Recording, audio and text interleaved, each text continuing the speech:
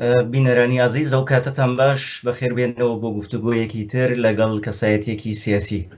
ئەم جاریان میوانداری زۆر بەڕێز کاک یوسف ئەردەڵان دەکەم. کاک یوسف ئەردەڵان کەسایەتی سیاسی ناسراوی ڕۆژهەڵاتی کوردستانە. لە ساڵانی ڕابردوودا لە ماوەی 40 ساڵی ڕابردوودا لە پێناو مافنەتەوایەتەکانی گەلی کووردا کاری کردو و خەبات و تێکۆشانی بووە. لە دوای شۆڕشی گەلانی ئێران لە شاری سنەوەک و ئەندامی شوڕای شار هەڵبژێردراوە و یەکێک لەو کەسانە بووە کە دەوری زۆر گرنگ و پزیتیڤی لە ڕووداوەکانی ئەو سەردەمەدا هەبووە. لە دەرەوەی وڵاتیش وەکو بەرپرسی باڵای کۆمەڵە دەوری هەبووە و پەیوەندی و بەرپرسایەتی لەگەڵ کۆمەڵە هەبووە. کاک یوسف زۆر بەخێربێن بۆ ئەم گفتوگۆیە. سڵاو ئەزەکمە خزمەت ئێوە و بینەرانی بەڕێز و سپاس دەکەم کە ئەو دەرفەتانە بۆ مخلوقاندووەکە مزاحمتان بمچن. سپاسان دەکەم. با لەوە دەست پێ بکەین. ساڵی 1970 زاینی کاتێک کە ڕووداوەکان لە ئێران هاتنە ئاراوە و گۆڕانکاری کرا و ڕژیمی پادشایەتی نەما، دەرفەتێکی زێڕین بۆ گەلی کورد لە ڕۆژهەڵاتی کوردستان ڕەخسا و دوو حیزبی ئەو سەردەم، حیزبی دموکراتی کوردستانی ئێران و کۆمەڵە لە ڕۆژهەڵاتی کوردستان لە نێو خەڵکدا دەستیان بە خەبات و تێکۆشان کرد. پێم خۆشە با لەو سەردەمەوە دەست پێ بکەین. ئێوە لەو سەردەمەدا دەورتان هەبوو و لە سنە بوون و لە نێو ڕووداوەکاندا بوون. ئەگەر باسی ئەو سەردەمەمان بۆ بکەیت فەرموو. هەرێک سپاس. لە پێشتا من ڕوانگای کە کەمتر مورد تەوەجوە ئەوەیە کە ڕووداوەکان ئەوەی کە لە سەتحی جەماوەرە ئەو بزوتنەوە کە وجودی هەیە زیاتر بخینە بەرچاو، چون سازیەکان و حیزب و سازمانەکان بەرهەمی ئەو دەرفەتنە، یعنی ئەوان نین کە شرایطەک ئاخۆڵقێنن، شرایطەکە هەل و مەرجەکە وەها دەڕەفسێ کە سازی و سازمانەکان بتوانن کاری خۆیان ئەنجام بدەن. جا بۆ ئەوەیە ئەتوانین هەر سازمان و هەر حزبێک بزانین ئەو وەزایفە ئەو تەکلیفە واکە لەسەریان بووە ئەنجامیانداوە یاننا، ئەوە باشترین معیار دەبێت. لە هەر حاڵ کە حکوومەتی شاد زمانی پالەوی کە ئیتر لەسەر و لێژیا بوو وردە وەزیەت هاتە وێنێ فعالیەتی سیاسی و تێکۆشەران و ئازادی خوازان فرسەتیان پەیدا کرد هات بە فعالیەتکردن لە ئەوانەی کە لە زیندان بوون هاتنە دەرێ دەر هەر زۆر فرسەتێک بوو. جا لە هەر شوێنێکە ئێمە بە جۆرێک تێبینین، ئەوە دەڵێم هەر شوێنێک یانی منزوور مۆسە کوردستان تایبەتیکی هەیە. ئەو تایبەتی ئەوەیە کە کوردستان کە پێشوویکی بزوتنەوەی سیاسی هەیە، ئەو بزوتنەوە سیاسی نەتەوایەتیە بەدەرە لە ژێر سێبەری ئیسلامی سیاسیدا. ئەوە وەکو دابوونەری تێکە کە لە شوێنەکانی ترەوە نەبوو. لە منتەقەیەک کە ئەگەر چاوی لێکەین کە ئیسلامی سیاسی بەسەر حرەکەی سیاسیە زاڵ نییە، ناوی کوردستانە. منزورم ئەوەیە کە زۆر دەرفەتێکی گەورە و گرانبەها بوو کە لە بەرامبەرمانە بوو. ئەوە بوو کە کەسانی ئازادی خواز و بزوتنەوەکان و ئەوەی کە پێشووی سابقەی سیاسی هەبوو وەکو حیزب دموکرات هاتەوە بوو، یعنی فرسەتی بەیە کرد کە دیسانەوە دەستکا بە سازمان دەهی بکە. جەماعەتێکی کە لەواقع لە زمانی خۆیان گەنج بوون و لە ئەوەیش لە نظرە بگرین خودی هەر ئەو حرەکەتەیە کە تێتە پێشێ خۆی بەشێکە لە حرەکەی سیاسیە کە لە بەسەر ئێران هەزاڵە، دیارە بێژین و نێژین ئەوە بەشێکە لە چوارچەوەی سیاسیەک بەناو کشوەری ئێران. لە نەتیجە تابعێکە حرەکەی سیاسیەکەی و زنیەکەی تابعێکە لە ئەو ئاڵوگۆڕیشە واکە لە ئێرانە بکێتە ئاراوە. لە نەتیجە ئەو بێسان درێژە پێدان بە وەزعیەتی سیاسی لە کوردستانە کە پێشوویکیشی ساڵانی 40 بووە. جوانانێک کە هاتوونەتە مەیدان ئەگەر لە بیرمان بێ ئەوە بۆیە ئەو ئیشارە دەکەم کە لە ساڵانی 40 کاتە ساڵانی 60 میلادی لە تەواوی دنیا وەزعیەتێکی تر بوو، وەزعیەتێک بوو کە بەرەو یعنی جوانانی سۆسیالیست و ئازادی خواز و کۆمونیست دەورێکی تایبەتیان هەبوو، یعنی تەواوی جنبشە بزوتنەوە ئازادی خوازیەکان دژی ئیستعماری فرێکیان سەمەری دابوو لە ئەمریکای لاتین مەسەلەی کوبا بوو ئیتر وەزیەتی چین و رووسیا و ئەوان شۆرەوی ئەو وەختەی وەزیەتی باشیان بوو لە نەتیجە فەزای بەرەو بزوتنەوەی سۆسیالیستی چوون فرە بەخەوت بوو و ئەوەشە سەمەرەی ئەوە بوو کە ئەو وەختە جوانەکان فرێک لە جوانەکان لە ساڵانی 40 جەهەتگیریان بەرەو ئەوەی کە ئیتر ڕێکخرا و سازمانی تازە دابنێن کە دیمان لە ساڵانی 57 کە کاتە 79 لەواقع 78 لەوە ئەو جوانانیشە دەستیان کرد بەوە کە پێشەوە ئاشناییان پێکەوە بووە لە مەحفلهای نهێنی فعالیەتیان کرد بۆ ئەوانش دەستیان کرد بەکار شتێک پەدیدەیەک بەناو کۆمەڵەیش هاتە ئاراوە کە لە پێشدا نەبوو ئەوە هاتە ئاراوە ئەوە منزورەوە مەحسوولی ئەو هەلومەرجەیە و تەواوی هەلومەرجە هەڵس و کەوتی سیاسی ئەو سەردەما هەر بەرهەمی ئەو هەلومەرجەیەکی پێکات بوو داکە حکوومەت ڕووخا حکوومەتی شار ڕووخا بەرەی منتەقەی لەواقع ئەو منتەقەیە کە کوردستانە کوردستان بەبێ تەقسیمبەندی جغرافیایی ئەوە بۆ خۆی تایبەتیەکە لەوێدا دانێ وەلا بەشێک لە ئێران بەناو محافظە ئوستانی کوردستان قبلا ناوی هەبوو بەڵام کوردستان خۆ هەرەوە ئوستانە نییە وستان منتەقەیەکە جودا لە ئەو تەقسیمبەندی جغرافیاییە ئەبینین دوو بەشی بە تۆر مشخص لە هەر دوای خیان خۆی نیشاندا ئەوەی کە ئۆستاداری کوردستان بێ تەک ئەوەی کە پێ دەڵێن ئازەربایجانی غەربی ئەو دوانە نیشانیدا کە ئەوانە مەرزی تەقسیمی جغرافیایی نییە لە نێوانیانە ئەوە یەک سازمانی سیاسی دەستیان کرد بەکار دیارە 20 ساڵ زیاتر 30 ساڵ حکوومەتی هەمە ڕەزاشا وای کرد بوو کە نەکەس فعالیەتی سیاسی کرد بوو نە بەرهەمی سیاسی بوو نە ئیمکانیەوە لە نەتیجە ئەتانین بێژین زۆر ساکار و ساویلکە بووین و لەو مۆردە هەموو کەسێ هەوڵێدا کە ئەرک و وەزیفەی خۆی بەجێبێنێ یعنی بەرنامەیەکی فرە تایبەت کە لە بەردەسابێ ئەویش ئەگەر بوو بێ مەسەڵەن بێژین حزب دموکرات هەر بە پێ بەرنامەکەی ساڵی 1324 مەترحی بکە بەڵام 1357 بوو 30 ساڵ دوای ئەوەیە نەمزانین ئەوە هەر بگرین بەرەوەڵاوایە شەپەکانیش بەرنامەی ئێرپۆرت و نەزانم بەرنامەی ئینقلابی ئۆکتۆبریان لە بەردەسا بوو بەڵام ئەوانە بەرنامەی دەقا و دەقی ئەوڕۆ نەبوون لەنتیجە هەڵس و کەوتی سیاسی دەستی پێکرد ئەوەی لە نظارە بگرین کە چۆن ئەو دابوونەریتە سیاسی لە منتەقەی کوردستانە بوو هەمووان چ بە دەوڵەتەوە چ لە ناو جەماوەرە دیسانەوە چاویان لەکوێ بوو چاویان لە مەهاباد بوو حکوومەت وەفتی هەنار بۆ مەهاباد شوێنەکانی تر یعنی حتا لە منتەقەی بڵین سنە و کرماشان ئەوانیشە و کەس گشتیان ئەچون بۆ مەهاباد کە لە نیوەی بینە 15 ڕۆژێک 3 هەفتە دوای ئەو ڕۆحانی حکوومەتە بوو کە کۆبوونەوەیەکیش کەمی ڕسمی نەبوو بەڵام کۆبوونەوەی گشتێکی پێکە هات هەتا شتێک بە ناو 58 مادە بژین 8 مادە هاتە ئاراوە وەختی بوو کە فرۆهەر لە 15 ئسفەنداچوو بوو بۆ مەهاباد بەڵام ئەمە بژین دەستپێکی کارە ئەوانە هیچ نییە وەکو معیارێک وەکو منبعێک وەکو سەرچاوەیەک لە نزەراگیریەنەوە بێژین کە تاوێندا بەڵام لەوە بەدواوە دیمان فرەوە سێترە مەسەلە تەنیا مەهاباد نییە تەنیا سنە نییە تەنیا کرماشان نییە و گوستەری وەسەیەکی مەخسووسەن شاری سنە کە بۆ خۆی بڵێن محافزێکە ئوستانێک بوو مەرکەز ئوستانێک بوو هەر گرنگیشە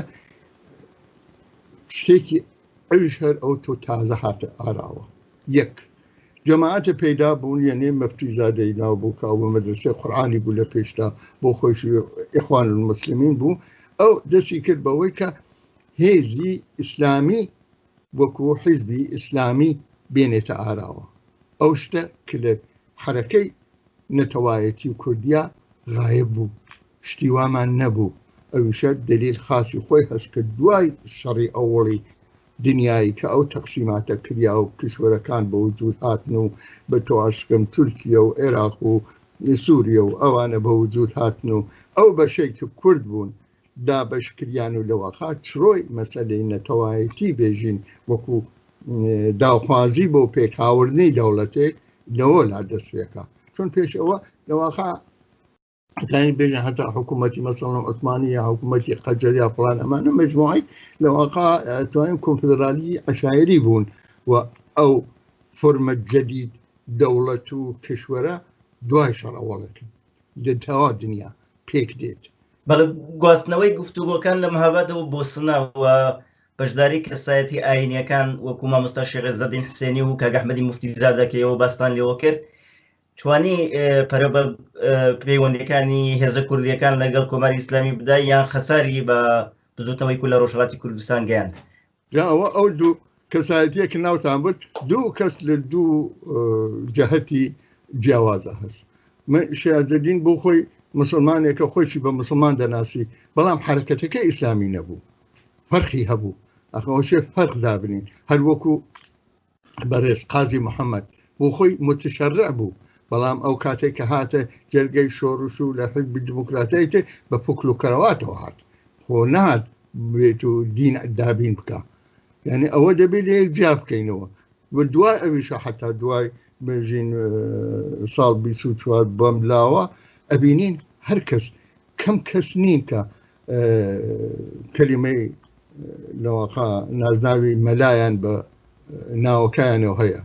کە چون مەدرسە نەبووە ڕۆیشتون بۆ مەکتەب بوون بە مەلا بەڵام کە گویستویان کاری سیاسی بکەن ئیتر بەرگی مەلایەنیان دەرهاوردووە وەکو کەسێکی سیڤیل وەکو کەسێکی مۆدێرن دەستیان کردووە بە هەڵس و کەوتی سیاسی و لە بزۆرتنەوەی سیاسیا بەشار بوون ئیتر ئەوانە کەم نین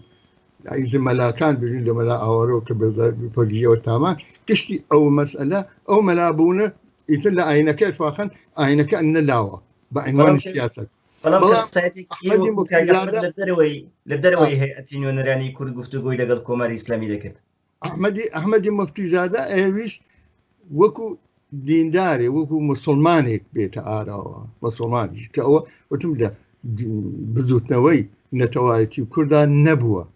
کە ئەوەی گەرک بوو یانێ گەرک بوو بربەستێکە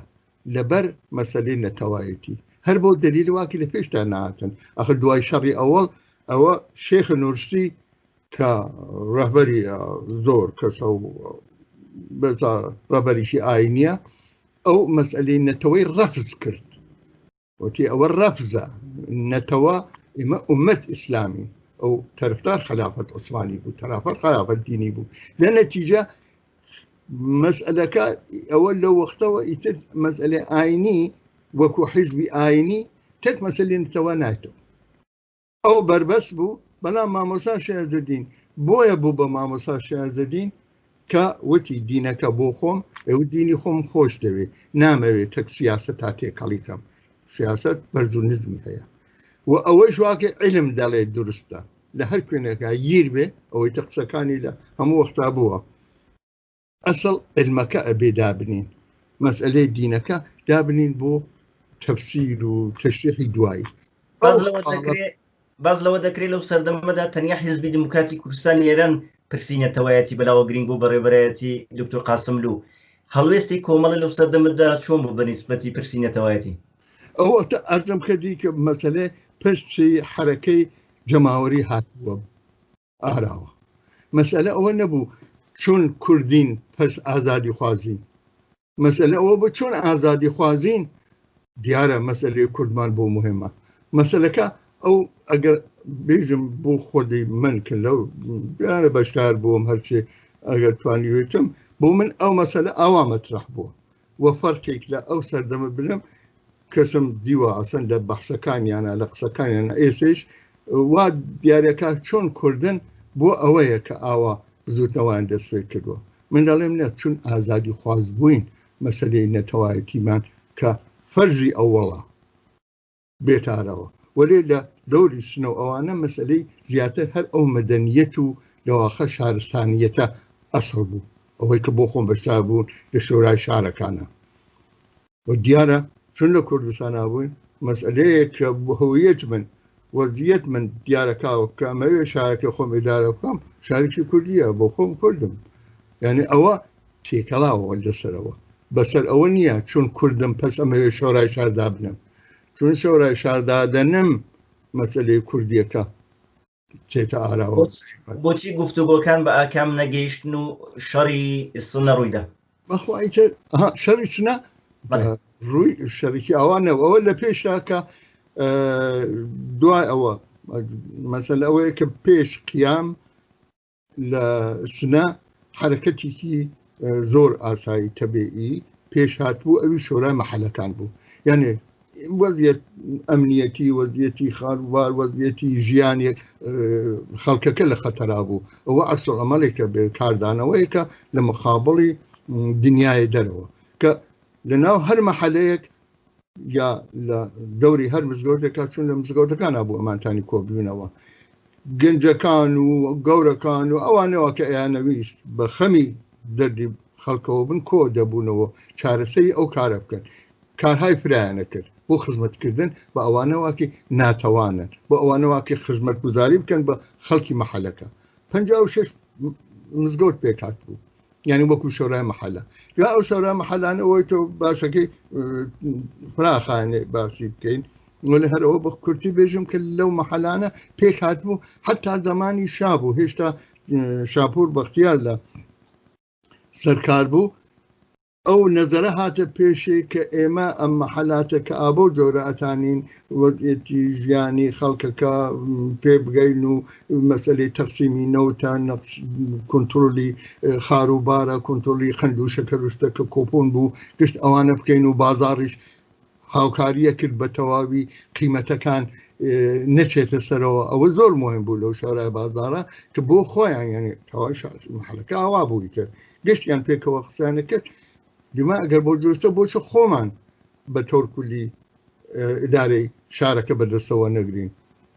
کە گەیە ئەو ڕادە هێشتا ئەرتەش و سازمان ئەمنیەتە کوردەواریە هێشتا هەر بەخەوت بوو ڕۆژی 6 بەهمەنیان کردە حکوومەت نظامی و ئەو شۆرای مەحەلانەوەکە پێکات بوو خەڵوا بوو کە پێکەوە 25 نەفەر هەڵبژێرن وەکو شۆرای شار و حکوومەت مەجبور بکەن کە ئەوە قبول بکە کە لە ناو تەرحەکە کە بەداخەوە نووسراوەکەی نەماوە ناو تەرحەکە خولاسای ئەوە بوو کە ئێمە فەرمانداریمان ناوێ وەزایفی ئەو دەم شارەداری و فەرمانداری تێکەڵ بکرێ ئەوە بێتە وەزیفەی شورای شار جا بۆ ئوستانداری دوای قسەی لێ کرد ئەوە چون هەر شارێک بۆ خۆی تەرسیم بگرێت ئەوە ئەسڵ و ناوەڕۆ کارەکە بکە البەتە ئەوە تێکچوو حکوومەتی شا حکوومەت نظامی کرد ئەرتەش هاتە ناو شار ئیتر ئەو کۆبوونەوە یعنی ئەو هەڵبژاردنەوە ئەگەر قەڵوا بوو ئەنجام بێ ئەنجام نەبوو کە وای پێهات کەس نەما چون هێشتا ئەو وەختە هیچ تەشکیلاتێک نەیتوانی بوو جوابی ئەو مەسئلە بداتەوە لەو وەختە مەسەلەن دەفتەری سازمانی فەداویەکان جوانەکان بە شۆنیۆ بوون و شعاراتی خۆیان دەدا ئەوانەواکەی بە ناوی کۆمەڵەوە بۆ ئیتڵاییان دەدا ئیتڵایەکان حتا ناوی خۆشیان نانووسێنووسێ بە هەمیهێنانم بۆ وارز ئیتڵایەکیان دەدەدا وەلی چون کەلیمەی سەر تیترەکەی هەمیهێنان مبارز بوو ئیتر هەموو ئەیانزانی ئەوە جەماعەتێکن ئەو جەماعەتێک دوایی بەناو کۆمەڵەوە خۆی ئەعلام کرد منزور مۆسە گشتی دەستی کرد بە فعالیتکردن بەڵام دیارە ئەژم ساکار بووین ئەوە نەبوو کە بتوانێت کولی جەریانەکە بگرێتە دەستەوە حزبی دیموکرات منتەقەی جنوبە نەبوو لەناو ئەو جەریانە نەبوو ئەویش دلیلێکی مەسەلەن بۆ من خۆیان هیچ وەخت تەوزەحیان نەداوە خۆزگار جارێک حزبی دیموکرات جواب ئەو مەسەلە باتە بۆ لە وەختە لەوێ نەبوو بەڵێ حزبی دیموکرات و کۆمەڵە دەوریان هەبوو لە ئیدارەکردنی شاری سنە بەتۆ بەناو حزبیەوە ئەفرادەکانی هەوادارەکانی ئەرێ وەێ مەسا من لە شۆرای شار سنا بووم هیچ بێژم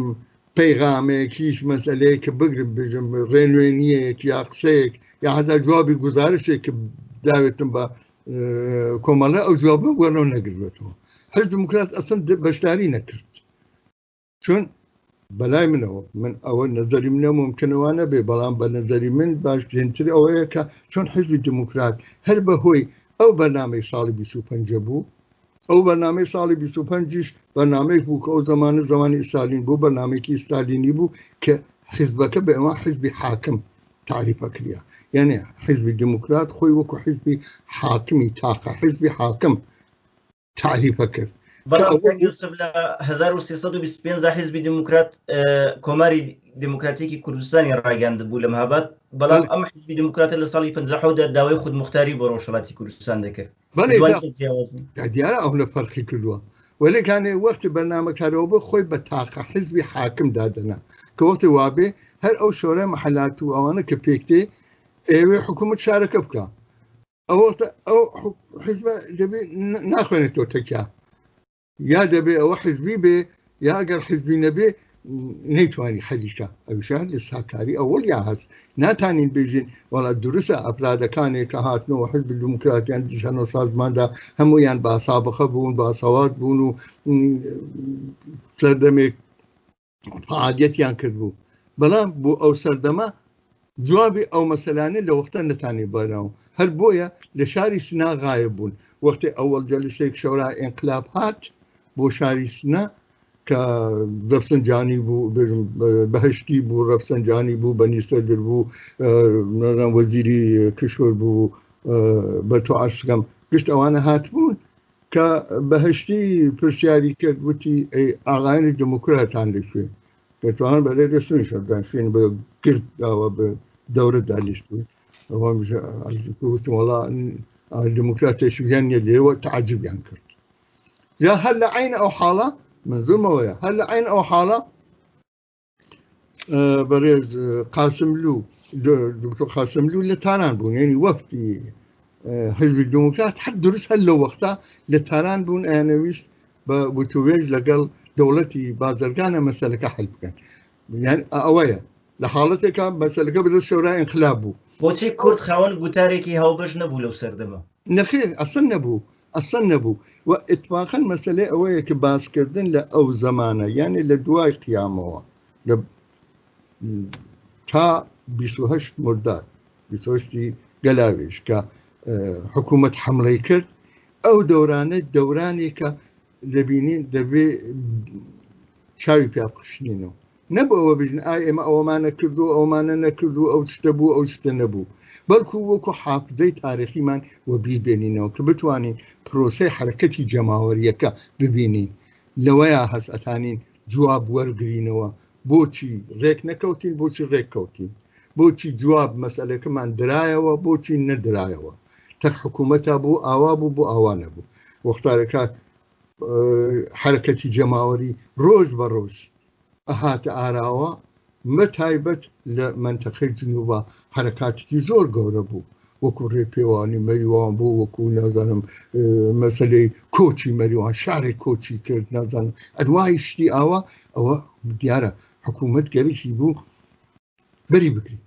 چۆن بەری بگرێ بە درۆوتی نازانمەوە جەهادیە وا فەرمان جەهادیدا لە منتەقەی دیارە منتەقەی موکریان و مەهاباد ئەوانیشە ئیتر خەریک بوو پرشت گەشەیە کرد ئەوەیە کە حرەکەتی بنە بزوتنەوەی نەتەوایەتی کە لەو سەردەمەوە خەریکە سەر هەڵدەداتەوە ئەوە حکوومەتی پستبووە هەراس حملەی بۆچی لەو سەردەمەدا پرسی دیاریکردنی چارەنووس لەگەڵ بەرپرسانی کۆماری ئیسلامی باز نەکرا هەیئەتی نوێنەرانی کورد زۆر پێداگر بوون لەسەر پرسی بۆ کوردستان ئەوەی بەداخەوە نووسراوەکە نەماوە بەڵام سوورەت مەجلیسەکان نەماوە هین ئەو وتووێژەی کە لە نەورۆزی سنە پێک هات کە شۆرای ئینقلاب هات بوون ئەو حاسێ جەوادی وەزیری کشور چون هەر لەو جەلسە کرد دەڵێم باس کردیا و شۆرا شاریان قبول کرد ئەوڵ شۆرای شاری سنە ئەوڵین شۆرای شار لە ئێرانە لەوەخا هاتە دنیا هەر دوای ئەوە بوو بردیانە ناو قانون ئەساسی وێلا بەقۆڵ پارس دەڵێ خانەی خرس و بادێمس آخر حکوومەتی وەلایەت فەقی و شۆرای شار ناکردی بەڵام ئەوە مەجبور بوون لە مقابلی ئەوە قرار بگرن و قبولیان کرد کە ئیدارەی شار بەدەستی شۆرای شارەوە بێ و مەسەلێکی زۆر مهمیش بوو بەڵام ئیسەیش ئەبینین هیچ حزبێ هیچێک حزبی کۆمەڵە دموکرات و حتا حزب چەپەکانی تری ئێران ڕاست هیچ کامی باس ئەو دەورانە ناکە ئەوە بۆ من ئەوە پرسیارە ئەوە لەوەک بۆ پرسیارە لە کولی حزبەکانەکەم بۆ باس ئەوەی ناکەن چون حزبەکانی تیان نەبوون ڕاستەوخۆ تیان نەبوون بەرەوەی کە دەوری خوانی تێدا نەبوو باسی ناکەن ئەوە بەداخەوە ئەوە یەکێک لە بۆشایەکانەوەکەی بۆ ڕوانگا لە بیرەوەریە هەست چون بەڕاستی ئەوەمان لەبیر بێ ئەوەی کە بیرەوەری مێژووی نەبێ نەتەوەی نییە حزبەکانی ڕۆژهەڵاتی کوردستان سەرکردایەتی کۆمەڵە و سەرکردایەتی دموکرات کەسایەتیە سیاسیەکانی ئەو سەردەما پێشبینی ئەویان دەکرد کۆماری ئیسلامی پەلاماری ڕۆژهەڵاتی کوردستان بدا و خەڵک قەتڵ عام بکە و شەڕ ڕوو بدات و حیزبەکان لە ڕۆژهەڵات بۆ دەرسی تا ئەوێ بزانم بەرابەریەکە هێن ئەکریا وەدیە کریا مەسەلەوە بوو حتا بۆ خۆم لە ئەوەفتە کە هێشتا بۆ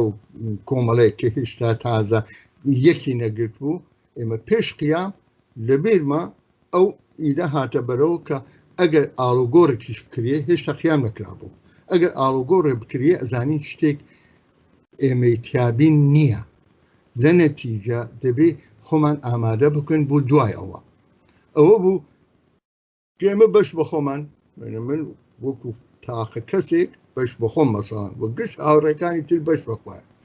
هەوڵماندا کە ئەوەی وا ئیمکانیاتە پێک بێنین و دەستی بگرین کە بتوانین لە خۆمان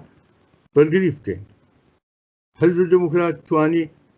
گۆردانێک بوو لە ناو شار مەهابادا بوو سادەتر بوو توانی پادگانی مەهاباد چەکە بەڵام لەسنا ئەو کارە نەکردیان ناتانی بکرە وەرێکانە ئەندامەکان گشتیان خۆیان هەرچیان بەدەست هێنابوو ئەوانیانە کۆ کردووە بۆ خۆم چەندین سەفەر ئەچوون بۆ تاران لە هاوڕێکانم کەڵیم ئاشنا گشتی زیندانی سیاسی گشتی چەکی گیرهێنابوو لە زمانی قیامە ئەمە کۆ کردەوە چەند سەفەر ئەم هاوڵ بۆ سنا خۆم زیاتر لە 100 قەبزە حتمەن زیاتر لە 100 قەبزە لە چەند دەرفەتا توانیم بیرمیەوە بۆ تەک هاوڕێکم بوو کاک عەبدوڵای بابان یادی بەخێر ئەو هاوڵە بۆ سنە منزورۆسە خۆمان ئەم دەفەی بیرا بووین بەڵام ئەوەی کە بە تەواوی کەی ئەو کارە ئەکرێ نازانین وێلا هەر خودی هاوڕیانی کۆمەڵە هەر ئەو سەردەمە پەیوەندیەکیان لەگەڵ شۆڕشی هێناگرت بوو باشووراگرت بوو و کەس لە کۆمەڵە چوو بوو ئەوێ توانێژێکمان شەی سای ماینی ئەوە کە ساڵی 50 ینی ساڵی 6 بە لە قیامە لەوێ ئەکوژرێ بۆ ئەو پەیوەندیە ڕۆژ بوو و دوایشە هەر پەیوەندی بوو ئەتوانن لە ئەو سەردەمە یەکێتی نیشتمانی دۆرێکی بوو لە پێکاوردنی هەر هێزی پێشمەرگە کۆمەڵە لە جنوبان لە مەسەڵ لە منتەقی سەردەشتا لە پێشتا بڕێ شوێنیان دیاری کردبوو کە لەوێ هەم بێسا ئامۆزشکا پێ دەڵێن فێرکردن و بارهێنانی پێشمەرگە پێش بێت ئەوانە لە نظرا بوو پس دیارە گشت ئەوانە بەبێ ئەوە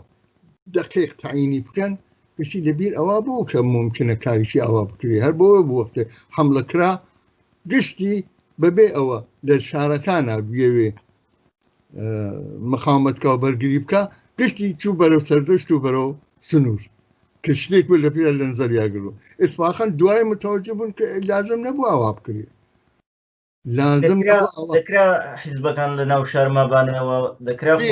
عینی ئەوە لە ناو شاران نەبووای ڕێزەیەکتر هەر لە دەوری هەر لە نزیکترین دێ ئایانتانی ببن چون ئەوە دوایی نیشانیدا مەسەلەن هەر 6 مانگ دوای ئەوەش پێشمەکاتە بۆ ناو شار یعنی 6 مانگ دوای مەسەلەی هێرشی حکوومەتی 28 گەلاوێژ بوو دیمان لە شاری سنە بەبێ ئەوە هیچ کام لە تەشکیلاتەکان چ کۆمەڵە چ دموکرات بیەوێ شارەکە 24 ڕۆژ لە بەرامبەر نیروی ئەرتەشەوە کە گەریشی ببێتە ناو شار هێنی کرد مخاومەتی کرد و ئەو بەرخۆدانەکە ئەسان ئەو بەرخۆدانی هیچ سازمانە خۆی ناکە بە ساحوێن واخانیش نەبوو وەلی گشتیان بەشدار بوون نیانەتانی وێلیکەن بەڵام منزوم ئەوەیە ئەو هەستە کە 6 مانگ دوایەوە ئەوە بەبێ تەشکیلات هەر بەناو بنکەکانەوە کە خەریکە پێک دێت ئاخراوانشە پێک هات بنکەکان دەستکردی هیچ حزبێک نەبوو ئەوە خۆم شاهدم و خۆم لەگەڵیان بووم ئەزانم کە دەستپێکی دەستکردی هیچ حزبێک نەبوو بەڵام ئەوە بوو 24 ڕۆژ مخاومەتی کە دە باشە ئەو 24 ڕۆژە ئەو کردی 6 مانگ بەلەوە بێگومان ناژم هەر بۆ ئەنازەیشە چون بالاخره تشکیلات پێک هات بوو نەخشی تشکیلات و حزب لە ڕێبەری شۆڕشا ئیتر نەخشێک پەیداکە بەڵام ئەو سەردەمە بینین ئەو زەرفیەتە ئەو پۆتانسیەلە لە ناو خەڵکەکە هەیە یا کۆچی مەریوان خو شوخی نەبوو کە تۆ ئەو پۆتانسیەتە هەیە ئەتانە بێژم با نەمانتانی بە تەواوی لەو پۆتانسیە لە کەڵک وەربگرین بەم هەموو ڕووداوەی کێەوە باستان کرد ڕووداوانی کێەوە باستان کرد بۆچی بزوتنەوەی کورد نەیتوانی سەرکەوتوو بێت لە قۆناغەدا خەسارەکان چ بوون؟ وەڵا خەسارەکان زۆرە ئەوەڵەن ئێمە مەسەلەی کورد چون دەرهەر سوورەت بمانێت نەمانەوێ دوای ئەوە وەردە پێکاتە چڕۆکانی لە دوای شەڕی ئەوەڵ و دەستپێکە لە هەر منتەقەیەک بە جۆرێک نامیزان ناهەماهەنگ پێک هاتووە و گەشەی کردووە ئەو جۆرواکە لە مەسەلەن منتەقەی باشوور هەست کشوەری عێراقی چۆ کشوەرێک نەبووە وەکو تورکیا وەکو ئێرە تورکیا ئەو بەشەی باقیباردەی هەر پاشماوەی خلافەتێکی گەورەی عوسمانیە ئیرەکەی بەشەکە ئێران پاشماوەی حکوومەتی لە سەفەویە و تا قەجەرە بەڵام ئیرەکە عێراقی کە پێکات نووساندبوو یان پێکەوە یا لە سووریە هەروە لە نتیجە ئەو بەشە جەماوەرەکە لەو بەشە لە ئەمن ئەژم هەماهەنگ نییە هاوشان و هاوساز نییە پێکاتن مەسەلەی نەتەوایەتی شتێ مەسەلەی نەتەوایەتی و شۆڕش نەتەوایەتی شتێک نییە کە ئەوە نەزەری بناوباتە فرە کەستریشوار بیەکەنەوە کە شتێکی کۆن نییە یعنی ئەوەی ژین سەدان ساڵە ئێمە وەکو مردم بەڵێ کوردین وەکو بەشەر کورد بووین ئەو فرە هەزاران ساڵە دینە میراتی فەرهەنگیەکی کۆلتۆری کۆنمان هەیە وەلێ وەکو هەموو عالەم وەلی وەکو نەتەوە تازەین وەکو هەموو نەتەوەکانی تر یعنی نەتەوەکانی تر چ ئێرانی چ تورکیای ئەوانە گشتی دوای شەڕی ئەوڵە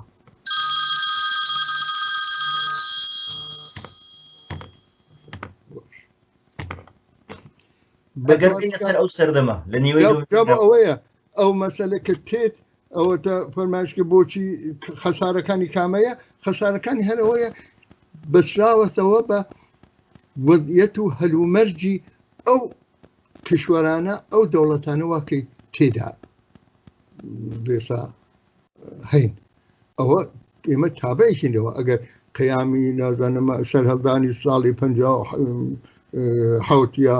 ساڵی 1970 نەبووای ئەو هەلومەرجە لە ڕۆژەڵات نەدەڕەسا ئاپایەکەوە یان تەسیر پەزیرەکە ئەوەیە جا ئەوەیە خودی حکوومەتی ئێران خودی کشوەری ئێران زانێت تو چ بەڵاو بەدبەختیەکە بەڵێ لە نیوەی دووەمی بەرنامەکەماندا دێنە سەر ئێستا و قسە لەسەر داهاتوش دەکەین دەمەوێت بڵم دوای 40 ساڵ داگیرکاری ڕۆژهەڵاتی کوردستان لەلایەن کۆماری ئیسلامیەوە دۆخی حیزبەکان دەبینین دوولایانی دیموکراتمان هەیە سەیلانی کۆمەڵەمان هەیە چەند حیزبی سەر بەخۆی خوازمان هەیە دوای ئەم چەند ساڵەش ئێمە خاوەن گوتارێکی هاوبەژنین بۆ پرسی نەتەوایەتی هۆکارەکەی چییە؟ هەر ئەوەیە باشە پرسی یانە مەسەلەی تانشێ بیکەنە دوو دەورانەوە دەورانێکی کە ئەو حزبەکان شەرایەتی هەلومەرجێ خۆڵخاوە کە هاتوونەتە ئاراوە تێنە مەیدان زۆر باشە حزب دموکرات بە پێ تاریخچەی بۆ خۆی دەڵێ لە وەختەوە من سابقەی 70 ساڵم هەیە بەڵام ئەویشە فقط بەلای منەوە ئەوە هەر تەبلیغە یا کۆمەڵێجێ لە ساڵ 48ەوە پێش هاتووە نا بیامەکانی بوون بەڵام ئەوەی کە وەکو حزبێک هەڵس و کەوتی کردوێ نەمەڵا نەبوو هەر تێتەوە سەر ئەو سەردەمەی کە حکوومەتیشە بەرەو نکۆل بوو و دیسانەوە دەست پێکراوە ئەشی دەستپێکەکە لەوە بگرین ئایا جوابی ئەو هەلومەرجمانە داوەتەوە یانە ئەحسابی پێکتێن دەزانین لە کوردستانە بەلەخەرە هەر کە توانی جوابی پرسیاری پرسی جەماوەرەکە باتەوە جێگر دەبێت لەوانە دیمان بوو بە دوودانە ڕێکخرا و دوودانە حزبی دموکرات کە سابقە و لەوەخا تەجربەی زۆرتریشی هەبوو و کۆمەڵەیەک کە تازەش هات بوو زیاد زۆر بەیان گەنج بوون و هەتا لە نظر جغرافیشە و بگرین برێک موکریان و منتەقەی کوردستان پێکات هەرکولای هەرکیان بوون ناخۆن نەبن ئەم جارەوە بەشهایەکتر کە لە پێشدا ڕاستە ممکنە یەک نەفەر کرماشانیمان بوو بێ بەڵام ئەوەی کە لەبیرمان نەچێ حتا بە لە قیام و پرە ساڵ نییە کە کرماشانی خۆی بە کرماشانی زانی ئەیوت کرماشانی و کورد یا کورد و کرمانج ئەو کەلیمەگەلە بوو وردە ئەو کەلیمەگەلە خەریکە ئەسرەتە ئەو وشەگەلە خەریکە پاکەوە بێتەوە ئیتر کرماشانیش بێ بە کورد کرماشانیش خۆی بە کورد دەزانێت ئیتر کرماشانی و کورد ناکە ئیلامی ئەبینێ ئەو بەسەرهاتە و ئەو باچە کولتوری و ئەو تاریخیە زۆر یعنی شتایەکە کە ئێمە کەمتر چاوی لەکەین مەسەلەن حتا وەختی ڕەزاشادی حکوومەتی خەجەریش ئەڕوخێ باشە حاکمەکانی منتەقەی لوڕستان و ئەوانە وە کەس یعنی ناکە دێ ئەوانە کوردەکانی ئەردەڵان بوون کە چون حکوومەتیان لێرە لە دەستیان چند بوو حکوومەتی ئەویان پیانەدا یعنی حکوومەتی منتەقەی لوڕستان هەر ئەو کوڕی ئەو بێسەڵا حاجی سەردارەیە کە لە سنە حکوومەکە لێ سندراوە ئەکەنە ئەوێ بۆچی بۆ ئەو تێکیانە یا حاجەت مالکە یا فەخرالمەمالک ئەوانە گەشتیان دەلانەکان بوون کە لوڕستانە دەباشە یانی چی یعنی ئەو مەرکەز حکوومەتە بۆ پەیوەندە بۆ یەکگردوویە بۆ ئاشناییە ئەزانێ بۆیە ئەو کاراکە بەڵام بۆ خۆمان کەمتر کۆماری ئیسلامی دان بە مافەنەتەوایەتەکانی گەلی کووردا نانێ هێزە کوردیەکان داوای ڕوخانی کۆماری ئیسلامی دەکەن لە هەمان کاتدا هەندێک جار داوای گفتوگۆش لەگەڵ کۆماری ئیسلامی دەکەن ئێمە دوو لایەنی سیاسیمانەیە لە ڕۆژهەڵاتی کوردستان کە داوای فدرالی بۆ ئێران دەکەن و هەندێکیشیان داوای سەربەخۆی ڕۆژهەڵاتی کوردستان دەکەن ئەم دوو گوتاریە کامیان وەڵام دەرە بۆ داهاتووی ڕۆژهەڵاتی کوردستان ئایا پرسی فدرالی گونجاوتریان کورد دەبێ لە ڕابردوو ئەزمون وەربگرێ و وەکو باشووری کوردستانیشی بەسەر نێ و حکوومەتی خۆی ڕابگەێنێ لە داهاتوودا وەڵاس پرسیارێکی زۆر باشە وەڵام مەسەلەی ئەو حکوومەتی جمهوری ئیسلامی چون ئەوەی ئەشکەم لە خزمەتانە جوابدانەوە بە مافی نەتەوەی بە مافی ڕەوای هەر نەتەوەیەک دیاریکردنی مافی چارە بووس یعنی چی یعنی ئەو کەسە بۆ خۆی بتوانیت چارەی ژیانی ڕۆژمەڕەی خۆی کە دەبێت بە ژیانی سیاسی خۆی بەڕێوەبەرێ و ئەوە چەند خاڵی تایە کە ئیلزامەن ئەگەر ئەوە نەبێ چی ژیانێک چ بەڕێوەبرێت یەکی حتمما لە قەرنی 21 بەرابەری ژن و پیا و شەرتێک ئیتر ئەوەها ڕوونە کە دەبێ بەوە تێبکۆشێ لانی کەمی ژیان بۆ ئاخر وەختی باس نەتەواکەین ئیتر لەوە گوزەشتووە باس خاک بکەین فقط ئەوە زمانی خۆی بوو فقط سنوور بە سنوور نەتوان تعریفە کرد ئەوە قەرنی 200 ساڵەوە پێشە کە دەوڵەتەکان بە سنوور نەتەوان دیاری دەکرد یا سازمانی ملیلی زمان خۆیان بە سنوور نەتەوە دیاری دەکرد نەخێ سنوور نەتەوە دیاری ناکە ئەو مەسەبواکی نەتەوەی ینی جەماوەرێکن بەشەرن ئەو بەشەرە ئەوێ پێکەوە زندگی بکە ئەو بەشەرە وەختای اتفاقێکە کەوێ اعتصابێکە کرێ لێشمەوە تا ئیلام تاتێڵیەکە من ئەو بەشەرەکانەژ ئەو بەشەرەکە لە احتیاجیان بە لانی کەمی ژیان هەیە یعنی لانیکەنی ژیان هەیە بەرابەری ژوپیا ئەبێ شناسایی وەکو من خۆم بە کورد ئەناسێنم دەبێت تەرەف قبولم کا من ناوم یۆچبە ئەگەر ناوەکەم قبول نەکە حتا هیچی نامێنێتەوە پس ئەو سێ بەشەیە تیاابێ جا ئەو سێ بەشە چۆن بەدیتێ ئەو مەسەلا ئەرزم کرد ناوەروتیە شکل نییە خۆمان ناوێ بە بەچینەوە بە ئیلزامەن شکل ئیلزامەن حتمما سربەخۆی یانی چی ئەگەر ئەو سربەخۆیە ئەو سێ خاڵە دیاری نەکە ئەو سربەخۆیە ئەوە مردم ئێران ئەو مەسەڵەن سربەخۆن قورب بەسەر ئەوەی 80% زیاتر لە 80% لەژێر خەتی فەقرا هەن ویان قبول نییە تێوارەوە لە بندەست خۆمانە یا فرق شوێنی تر هەر بۆ جۆرە یانە مەسەلەوە نییە فقط سەرکردەیەک بێ ئیتر تەواوە دەوڵەتێک بێت تەواوە نە چ دەوڵەتێک ئەو دەوڵەتە مافی خەڵکەکە بپارێزێ بەڵێ من ئەوەم دەوێت جا ئیتر ئەوە ممکنە یەک وەخت دیسانەوە هەروە کە ئاڵ و گۆڕەکەی ساڵ هەفتانەوە و تەسیریە دەسەر ئێوە وەکو کەسایەتێکی سیاسی وەکو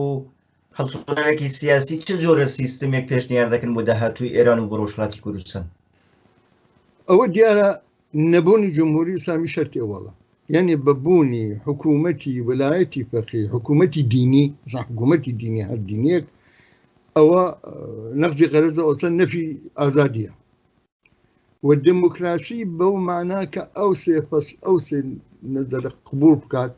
ئەوە شەرتە وێلا مەسەلێ ئەوەیە کە کەسێک پێوا بێ چون مەسەلەن ئێرانیە و تەواوی مردمێک لە سنوورێکا دەبینێ من بەرمەکە لە سنوورێک نابینم سنوور جیاکەرەوەیە من هیچ سنوورێکم قبول نییە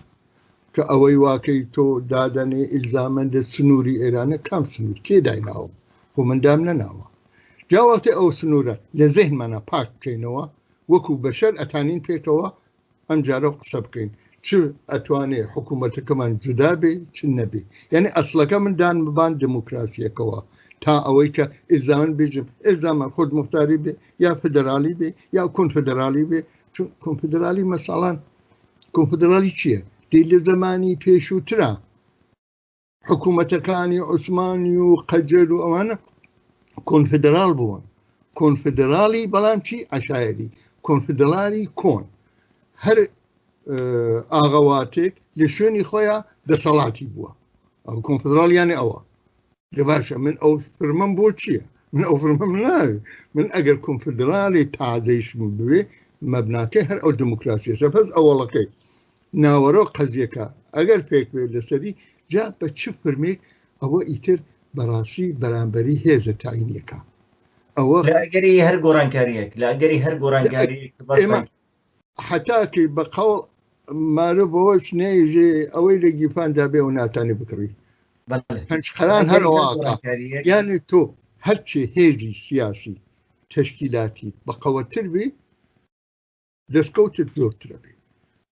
نوکتەکە هەلەوەیە یعنی هەوڵ بدەیت بۆ تشکیلات و ئیتر بەدەهێنی باشرا بە هەموو جۆرە هێزی تشکیلات ئازادی خواست بە قەوەت بکەیت ئەوە بە قەوەت بوو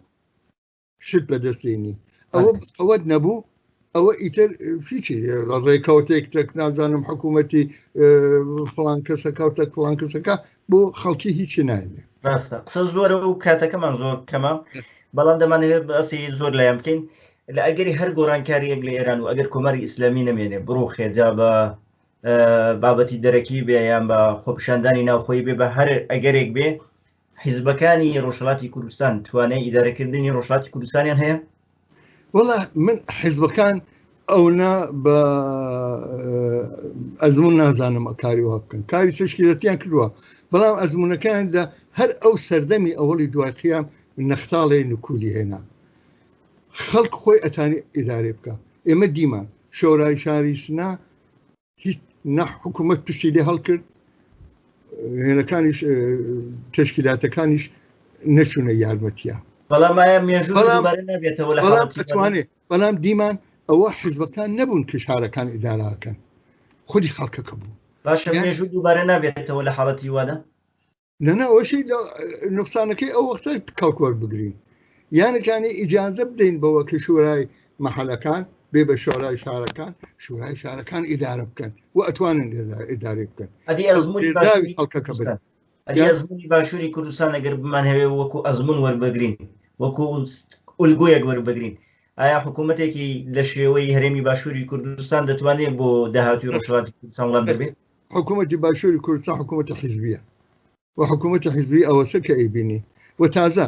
ڕابردووەکەیش وتمانەوە تەغییراتێکمان بووە ئاخر ڕابردووەکەی شۆڕش لە ڕۆژەڵاتە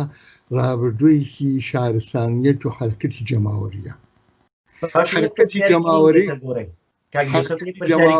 گۆڕێ ئێوە دەڵێن خەڵک بە لە داهاتوو ناوچەی خۆیان ئیدارە بکەن دەوری حیزبەکان چ دەبێت لەو حاڵەتەدا هەوڵ بدەن کە خەڵکەکە قبولیان یعنی بەرنامە جوابی مەسەلەکە بدەنەوە آخر جەماعاتێکی زۆر تێگەیشتون کەسایەکن کاتوانن چون هەر کەسی بەشی خۆی لە شارێکا لە مەحەلێکە فقط شارەکەی خۆی دەبینێ بەڵام ئەوەی کە حیزبە دەبێ هەمووی ببینێ ئەمجار بەرنامە جوابی تەواوی ئەو تەکلیفانەوەکەی لەبەر پێ جوابی ئەوانە بداتەوە مطمئنەن خەڵکە کەونشونی باشتر نییە ئەو حیزبانەی ئێستێوە کە ئێستێ لە چوارچەوەی ناوەندێکی هاوکاری پێکەوە کار دەکەن هەوڵ بدەن بەرەیەکی کوردستانی پێبێنن بە بەرنامە و بە پرۆگرامێکی پتەوە بگەڕێنەوە ڕۆژهەڵاتی کوردستان وەڵام من ئەوەی بە شەرتی ئەوە نازانم بەڵام پێکەوە بەڕێوەڵا پێکەوە کۆبنەوە هەرچی کەمتر گرژی تشکیلاتی ئەوانە بێ ئەوانە خۆ زۆر شتێکی باشە بەڵام ئەوەی کە بە هیوا بم ئەوان حکوومەت بگرن دەسەوە شکم هەیە لەوە کە ئەو حرەکەتەی کە لە ناو جەماوەری خەڵکا هەیە ممکنە ئەوە قبول نەکا وەگەر قبولی نەکا ئەشێ ئەو نقصانەکە هالەوەیە ئەوە نەبێت چاوی بخونجێنێ بێژێ چون من بەشی کەمم تێدایە یا بەشم تێدا نیە هەر ناوی نەبم و بەشدار نەبم هەر ئەوەیە کە لە مەسەلەی شۆرای شاری سنا پێکات شۆرای شاری سنا خۆیان نەتا لە قەرەی چۆن خۆیان بەشداری نەبوون بەڵام خاڵهایەکی تێدایە لە تاریخی ئێرانە سابقەی نییە مەسەلەن ژنێک کە بۆ خۆی دەڵێ من کۆمۆنیستم باشە دۆستێکی نەیارە لە تاریخی ئێرانە نەبووە لە مەجلسی چواردەی شۆرای ملی ئێران لە ساڵی 1970 تودەیەکان ئیش بەناو تودەیی توانیان خۆیان بربژێر بکەن بەڵام ئەوینین لە شارێکی کوردستانە ژنێک مدعیە کە من مسلمان نیم من کۆمۆنیستم بە دەنگ تێرێ ئەوە گەلێک مهمە لە هیچ شوێنێک ئێرانە شتیوان نەبوو کە ژنێکە لەو سەردەما یعنی تاقانەیە بەڵام بەداخەوە حیزبەکان ئەو بەرهەمە سیاسیە گرنگە ناتان بکەن بەی خۆیان هەرچی ڕاستە ڕەفسەنجانی و بیگرە خاتراتی دەخوێنیتەوە تەواو سەرانی ئەو سەردەما گشتیان باسی ئەو سەردەمی شۆرای شاری سناکەن غێرە کوردەکان خۆمان هەر باسی ناکەن بەڵێ لە ساڵی ڕابردوودا چەند حیزبی سەربەخۆی خواست بە ڕۆژهەڵاتی کوردستان دروست بوون کە بەشێکیان لە باشووری کوردستانیش حزوریان هەیە دەوری حیزبی سەربەخۆی خواست لە داهاتووی ڕۆژهەڵاتی کوردستان چۆن دەبێت وەلا ئەویشە خۆی نەزەرێکە دەبێت مەسەلێ ئەرزم کردی شکل بۆ من ئەوە دەرکی ناکەم سەربەخۆیی بۆ من معنای وەختی سەربەخۆیی کە ئەو ئاواتانمە جێبەجێ بکە سەربەخۆی تەنیا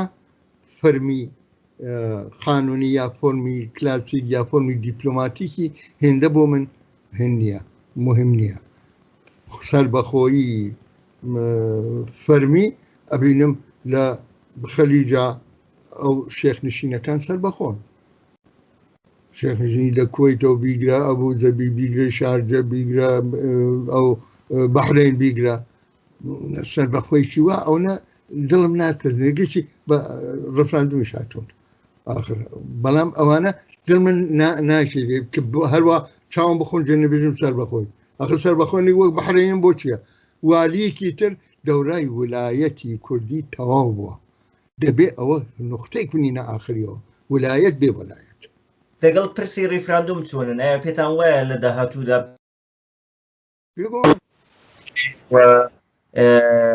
ڕیفراندۆم بکرێت لە ڕۆژهەڵاتی کوردستان کە دەیانەوێت لە چوارچێوە ئێراندا بمێنەوە یان وڵاتی خۆیان دروست بکەن ئەوە لە کاتی خۆیان ممکنە بێتە ئاراوە بەڵام ئەوەی کە هەلیسەوە پێداگرم لەوە ئێزامەن ئێمڕۆ بێ ڕێفراندۆمی بکەین بۆچی بکەین لە چ سایە دەکات نازانم وەلیکانی لە کاتی خۆیان پێشوێ ڕێفراندۆم سادەترین و بەرحەقترین و حەقێکە کە مافێکە کارکەسایەتی ئەوە شتێکی نەتەنیا نەیار نییە بەڵکو شتێکی زۆر زۆر ئاسایی و ڕووناوە بۆ هەرگەلێک کە ڕێفراندۆم کا لە وەخت لە کاتی خۆیان بەڵام ئەلئانەی کە حکوومەت ئەوەی واکەی بەرمانی گرتووە جمهوری ئیسلامیە